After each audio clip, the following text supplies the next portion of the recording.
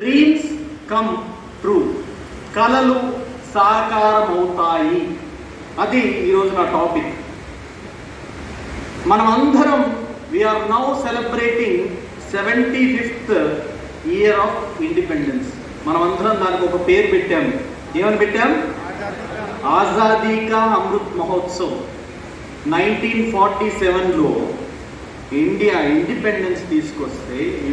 Independence వస్తే మనం we are now celebrating 75th year of independence. చాలా హ్యాపీగా ఉంది, చాలా చాలా హ్యాపీగా ఉంది కదా? ఎస్, అవునా కాదా? ఎస్, చాలా హ్యాపీగా ఉంది. నాకైతే చాలా హ్యాపీగా ఏం లేదు. ఎందుకో చెప్తా. నేను 2008వ సంవత్సరంలో ఐఏఎస్ ఆఫీసర్ అయ్యాను. ఐఏఎస్ ఆఫీసర్ అయినప్పుడు నేను కొన్ని గవర్నమెంట్ డాక్యుమెంట్స్ చూస్తుంటే India is a developing nation అని రాస్తుంది. India is a developing nation. IAS కాకముందు గంప గారు చెప్పారు, నేను ఐపీఎస్ ఆఫీసర్ని, నేను అంతకుముందు బ్యాంక్ ప్రొబేషనరీ ఆఫీసర్ని, ఆర్బీఐ ఆఫీసర్ని, గ్రూప్ 1 ఆఫీసర్ని. ఐఏఎస్ నాకు 7th job of course. So నేను ఎగ్జామినేషన్స్కి ప్రిపేర్ అయ్యేటప్పుడల్లా గంప గారు, I'm just saying India is a developing nation. కొంచెం వెనక్కి వెళ్తే ఇంజనీరింగ్ చదువుకున్నప్పుడు నేను సోషల్ స్టడీస్ బుక్స్ చూస్తే India is a developing nation. 10th class India is a developing nation. First class India is a developing nation. మనం ఎవ్వరం పుట్టుండము 1947లో, ఇంక్లూడింగ్ పట్టాభిరామ్ గారు కూడా పుట్టలేదు. Nobody has witnessed. అప్పుడు కూడా India is still a developing nation. మనం 75 సంవత్సరాలు we are just saying India is a developing nation, developing nation, developing nation. When will India be a developed nation? ఎప్పుడు అవుతుంది? షుడ్ వి మనం ఎప్పుడు ఇందాక అనుకున్నాము 1947లో ఇండియా ఇండిపెండెన్స్ తెచ్చుకున్నప్పుడు మనం ఎవరం లేము. కానీ 75 years of Indian independence celebrate చేసుకుని ఆజాదీ కా అమృత్ మహోత్సవ్ అని పేరు పెట్టి మంచి వేడుకలు చేసుకుంటున్నాం. అప్పుడు మనం విట్నెస్ చేస్తున్నాం.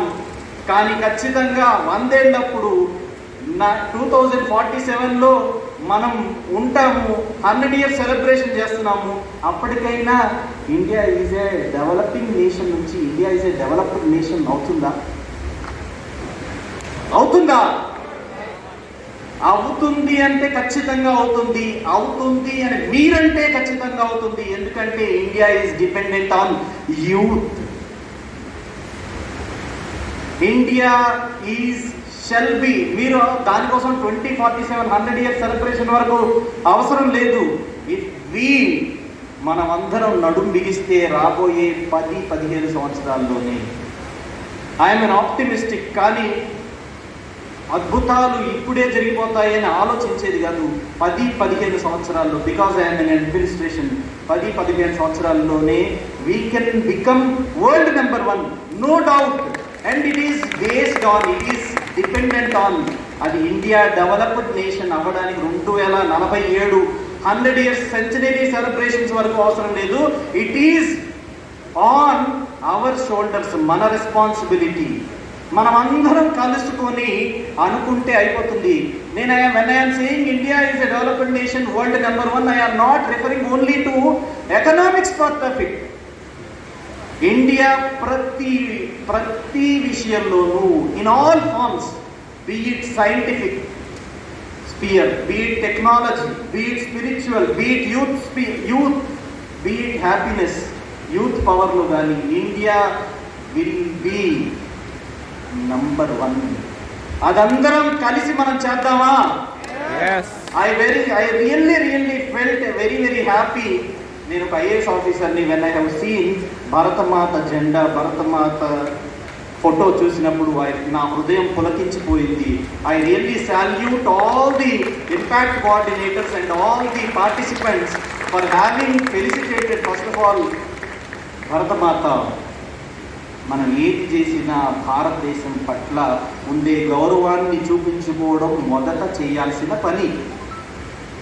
అలాంటప్పుడు మనం ఒక మంచి ఆల్రెడీ అభివృద్ధి చెందిన దేశంలో ఉన్నామనిపించుకోవడం ఎంత గర్వకారణం. ఇంకా చెప్పుకుందామా India is still a developing nation అని? మీరు చదువుకుంటున్నారు, మీ పిల్లలు కూడా చెప్పుకోవాలా India is still a developing nation అని? Or can we change it from now and say India shall be world number 1 అని? సో దానికి మై డియర్ ఫ్రెండ్స్, కలలు కనండి. I'm also dreaming. ఈ 100 years వరకు అవసరం లేదు. I'm also dreaming India shall be a developed nation and I feel that dreams come true. ఎవరి మీదో దాన్ని ఎవరో వచ్చి ఇండియా డెవలపింగ్ నేషన్ అని ఐఎన్జీ చెరిపేసి ఈడీ అని రాసి డెవలప్డ్ నేషన్ రాయరు. It is to be done by all of us. ఏం చేయాలి? What have we to do? మనం ఏం చేయాలి? మీరు ఒక ఉన్నత స్థితిలోకి వస్తే, మీకు ఆ మైండ్ సెట్ ఉంటే ఇండియాని డెవలప్డ్ నేషన్గా చూడాలి అనేసి ఆ vision of, I'm not talking of politics, I'm not talking of any administrative job, I'm just talking. నేను వచ్చి అందరూ ఐఏఎస్ అవ్వాలని కూడా చెప్పట్లేదు. ఇండియా ఏ స్పియర్లో ఎత్తుకుంటే ఆ స్పియర్లో టాప్ నెంబర్ 1 అయితే బాగుంటుంది. అది యువత మీద మాత్రమే ఆధారపడి ఉంటుంది. అంటే నా చేతిలో ఇప్పుడు దాదాపు ఒక 2000 మంది మీరందరూ ఉన్నారు. మనమందరం కలిసి అనుకుంటే ఈ డెవలప్డ్ నేషన్ స్టేటస్ ఫాస్టర్ ఇంకా త్వరగా వచ్చేస్తోంది. సో నాకు all time motivational books as a man thinker అని జేమ్స్ అలెన్ రాశారు 1903లో. ఐఎమ్ రిఫరింగ్ టు 1903వ సంవత్సరంలో. This is an all time record motivational book. ఆ motivational book all time classic అని చెప్పాను కదా. ఎన్ని పేజీలు ఉంటుంది అనుకున్నారు? ఇట్ ఈస్ జస్ట్ మొత్తం కవర్ నుంచి కవర్ వరకు అది జస్ట్ 30 పేజీలే ఉంటుంది. 30 పేజీలు, అది కూడా ఇంత పెద్దగా అక్షరాలు రాస్తాయి. It can come into 10-15 pages. అది ఆల్ టైమ్ క్లాసిక్. అది ఎట్లా ఉంటుందంటే, that starts with mind is the master power that moulds and makes. దీంతో స్టార్ట్ అవుతుంది. జేమ్స్ అలెన్ రాసిన యాజ్ ఎ మ్యాన్ థింకర్. దానిలో చెప్పిన గొప్ప విషయం ఏంటంటే, మై డియర్ యంగ్ ఫ్రెండ్స్, చాలా శ్రద్ధగా వినండి. మీరందరూ చాలా శ్రద్ధగా వినాల్సిన అవసరం ఉంది. This says you are the master of your thought. You are the master of your thought, the molder of your character and the maker of your destiny.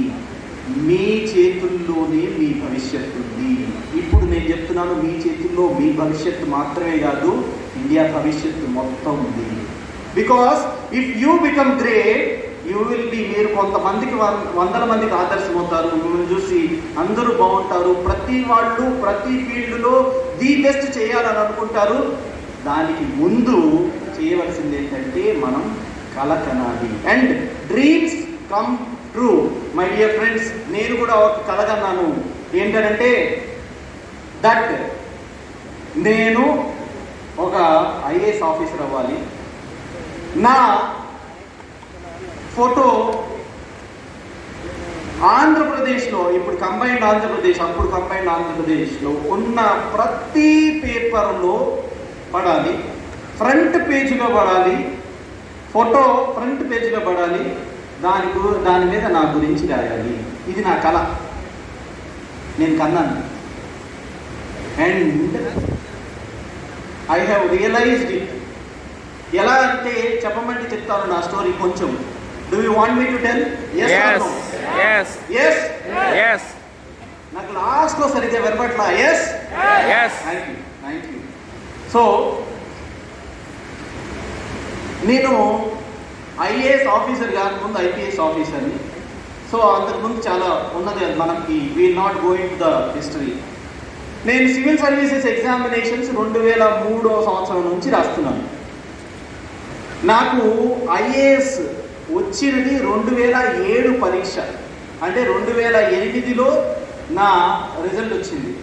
అంతకు ముందు సంవత్సరం అంటే 2007 మే 15వ తారీఖు 2007 May 15th, I have got the result that I am selected for IPS, Indian Police Service కి select కాబడ్డాను.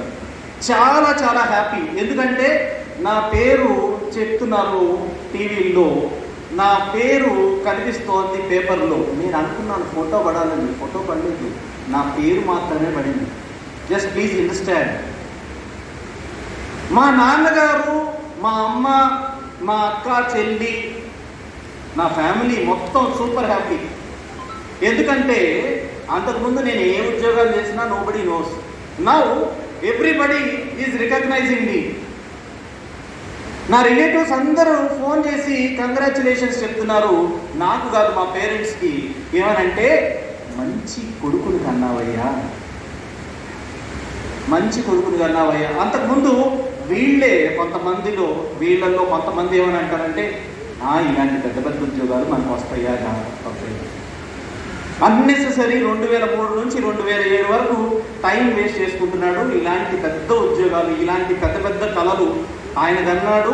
నువ్వు మాత్రం వాటిని పెంచి పోషిస్తున్నావు. You have to come to reality.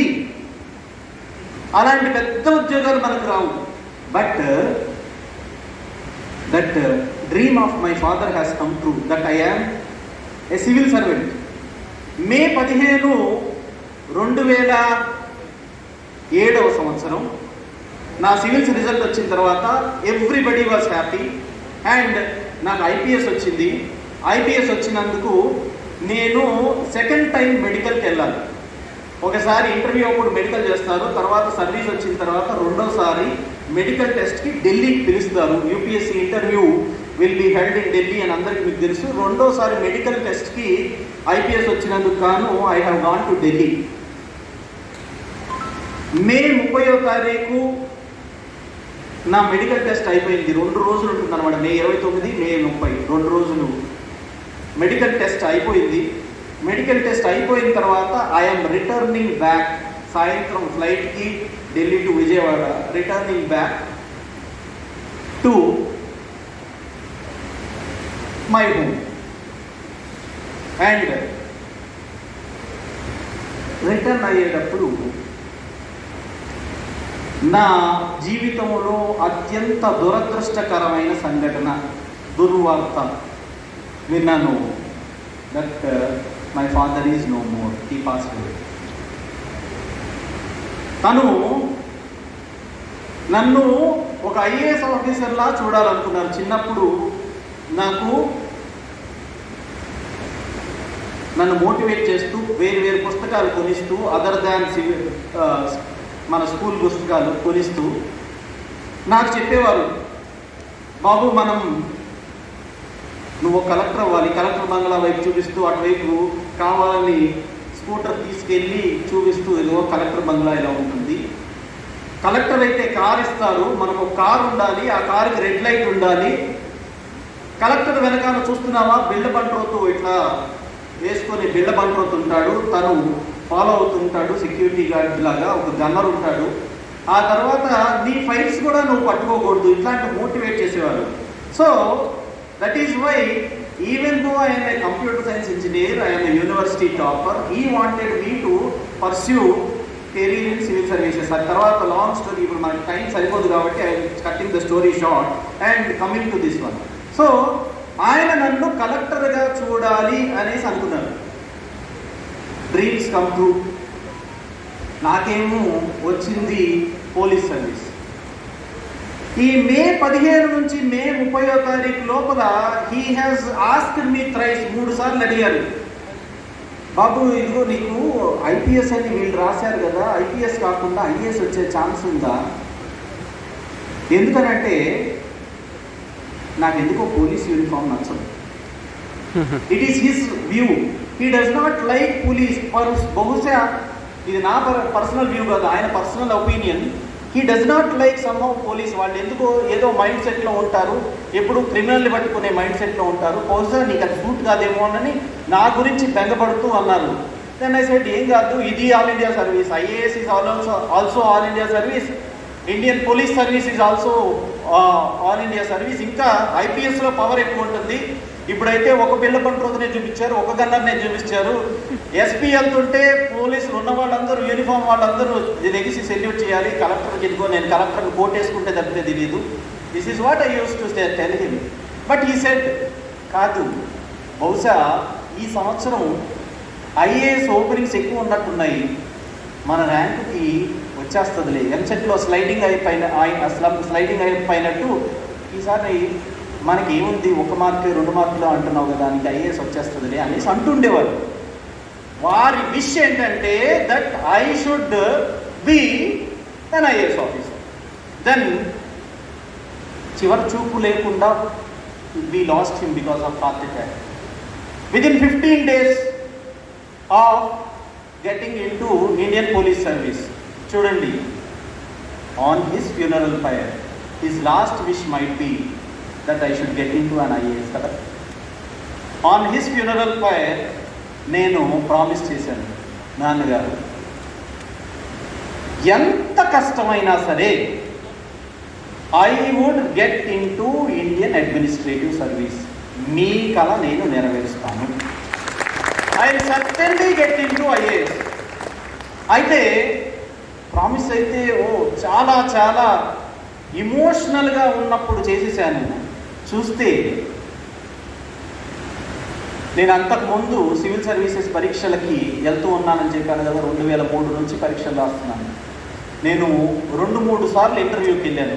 Interview 300 మార్కులకి ఇంటర్వ్యూ అయితే నాకు వచ్చే మార్కులు చెప్తాను వినండి. 300కు గాను మొదటిసారి 99, 300 మార్కులకు గాను వచ్చిన ఇంటర్వ్యూ మార్క్స్ 99, రెండవసారి 114, మూడవసారి కూడా అలాంటిది.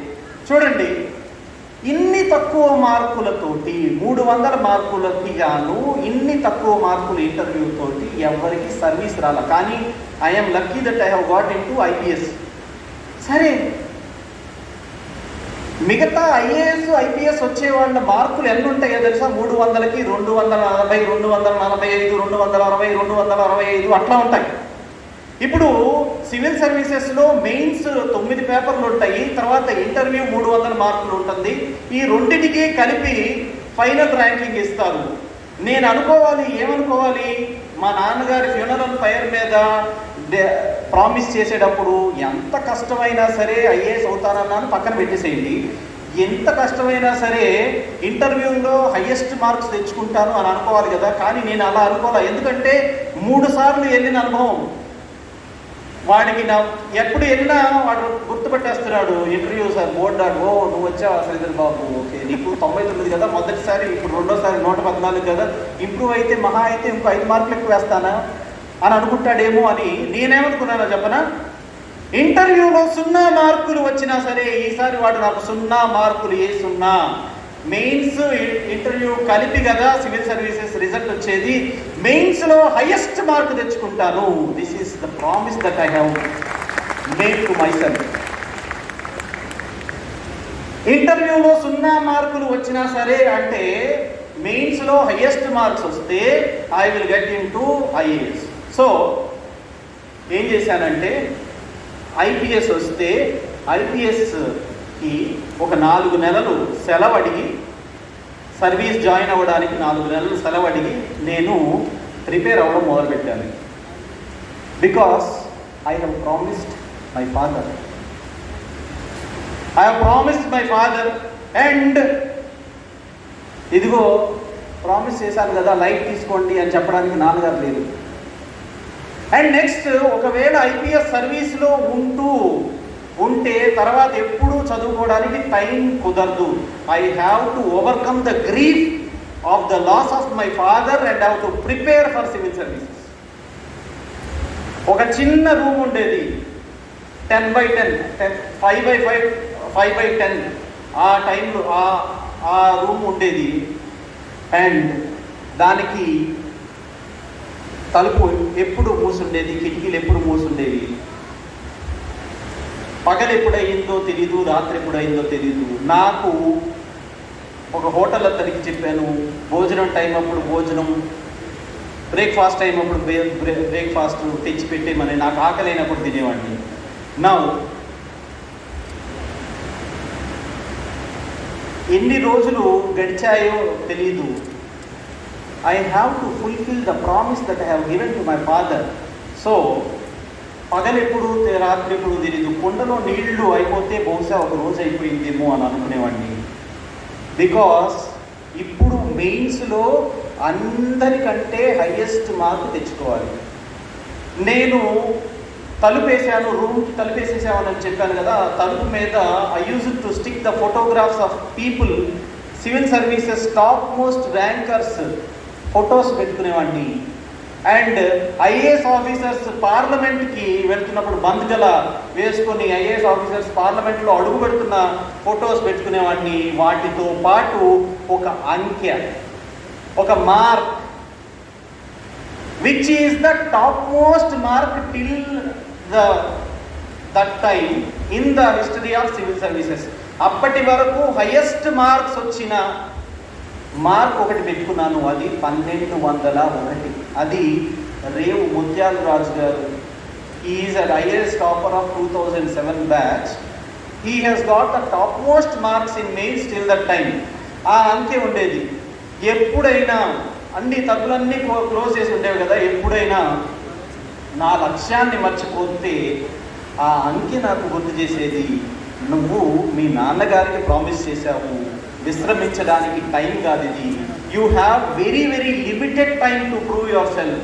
నువ్వు ఇంకా ఐపీఎస్లో ఒకే ఒక్కసారి you will get 4 months leave. After that you will never get leave in your entire life. This is for you do or die situation. So that motivated me. Exams రాశాను. సివిల్ సర్వీసెస్ మెయిన్స్ 9 పరీక్షలు ఉంటాయి. పరీక్షలు రాశాను వెంటనే I have gone to the police training academy. Sardar Vallabhbhai Patel national police academy ఇక్కడే మన హైదరాబాద్లో ఉంది. I have gone to the IPS academy and I got the training there.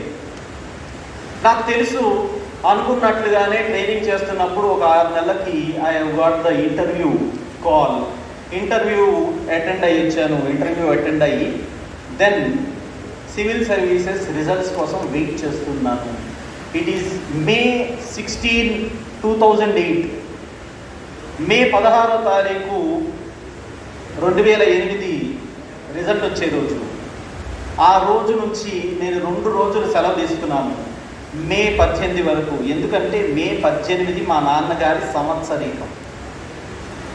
May 18వ తారీఖు మా నాన్నగారి సంవత్సరీకం సందర్భంగా హైదరాబాద్ నుంచి గుంటూరు రావాలని చెప్పి I have taken leave for 2 days, May 17th and 18th. May 16వ తారీఖు రిజల్ట్స్ వచ్చినప్పుడు కింద స్క్రోలింగ్, ఆంధ్రప్రదేశ్కు ర్యాంకుల పంట అద్దంకి శ్రీధర్ బాబుకి జాతీయ స్థాయిలో 5వ rank, all India 5th rank.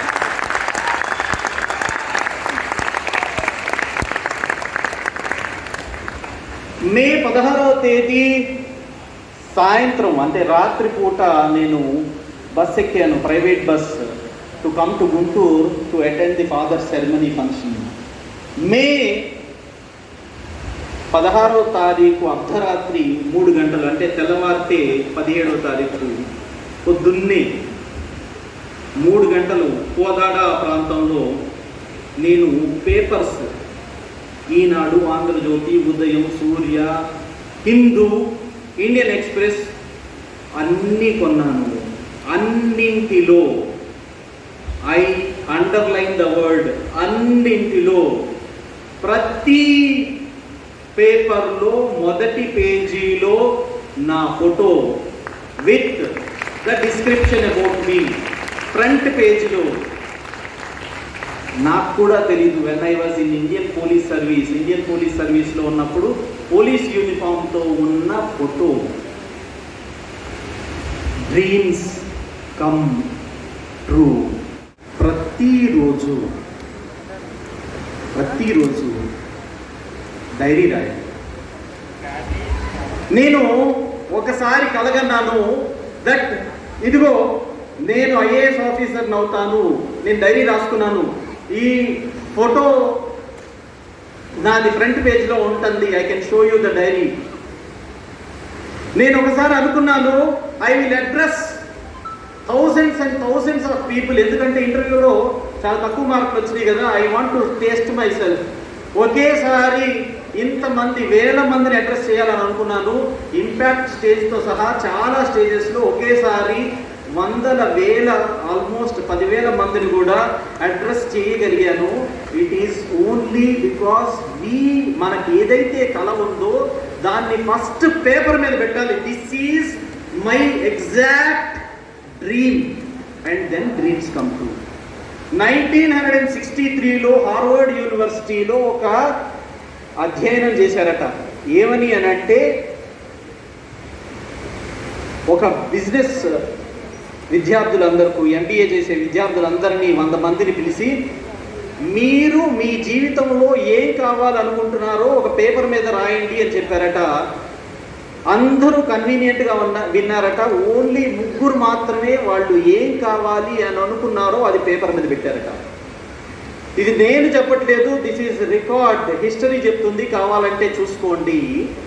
ఒక 25 ఇయర్స్ తర్వాత ఈ 100 మెంబర్స్ ఎలా ఉన్నారో చూస్తే, ఈ 3 యొక్క ఎవరైతే తమ కళని రాసుకున్నారో ఆ కళని రాసుకున్న వాళ్ళ నెట్ వర్త్, వాళ్ళ మొత్తం సంపద ఈ మిగతా 97 మంది కంటే రెట్టింపు కంటే ఎక్కువట. This is the power of writing.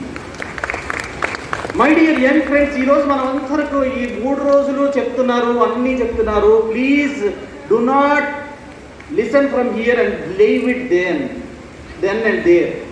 రాసుకోండి, వాట్ ఈజ్ యువర్ డ్రీమ్, అది రాసుకోండి. నేను ఇంకొక స్టెప్ ముందుకెళ్ళమంటున్నాను. ఏమని అంటున్నానంటే, ప్రతిరోజు మనం మన కళకి ఎంత దగ్గరగా వెళ్ళామో అది రాసుకోండి. మన కళని ఎంత చేరువలో ఉన్నామో అది రాసుకోండి. ఈరోజు మన కళకి సంబంధించి మనం బహుశా 8 గంటలు చదవాలి అని మనం ప్లాన్ చేసుకున్నాం అనుకోండి. 8 గంటలు చదివానా లేదా, జస్ట్ రికార్డ్. ఒక్కో రోజు 8 గంటలు చదవచ్చు, ఒక్కో రోజు 9 గంటలు చదవచ్చు, ఒక్కో రోజు 4 గంటలే చదవచ్చు, ఒక్కో రోజు 3 గంటలే చదవచ్చు, ఒక్కో రోజు సినిమాకి వెళ్ళి హాయిగా దుప్పటి పెట్టుకుని నిద్రపోవచ్చు. But please record. You are telling to your alter ego. Second thing, మీరేం చేయాలి అని అంటే, వీలైనన్ని ఎక్కువ గంటలు మీ కళకి అలైన్మెంట్ అయ్యే విషయాలలో గడపండి. అంటే మనకందరికీ 24 గంటలు ఉంటుంది. Everybody has 24 hours time. దాన్ని కొంతమంది సద్వినియోగపరుస్తారు, కొంతమంది 10 గంటలు చదువుతారు, కొంతమంది 8 గంటలు చదువుతారు, కొంతమంది 12 గంటలు చదవగలరు.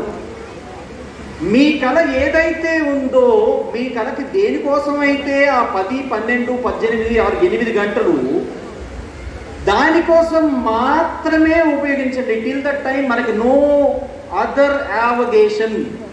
దానికి ఒక సింపుల్ టెక్నిక్ ఏమని అంటానంటే, మనం వీలైనంత పెందల కాడ లెగవండి, అంటే వీలైనంత పొద్దున్నే లెగవండి. బ్యాడ్ హ్యాబిట్స్ వాటంతట అదే వెళ్ళిపోతాయి. గుడ్ హ్యాబిట్స్ అలవాటు చేసుకోవడము అని అంటే, మీ కళకి ఎలైన్ అయ్యేలాగా ఏవి మంచి హ్యాబిట్స్, ఏవి చెడ్డ హ్యాబిట్స్ అని మీకు తెలుస్తాయి. Nobody will tell you this is good or this is bad.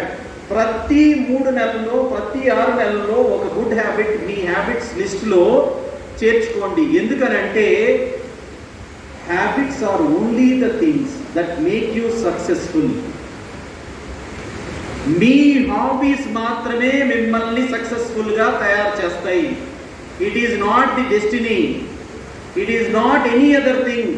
మీరు ఎంత మంచి గుడ్ హ్యాబిట్స్తో కలిగి ఉంటారో అంత మంచి వ్యక్తులు అవుతారు. ఇంటిగ్రిటీకి క్వశ్చన్ మార్క్ వచ్చే ఏ పని చేయదు.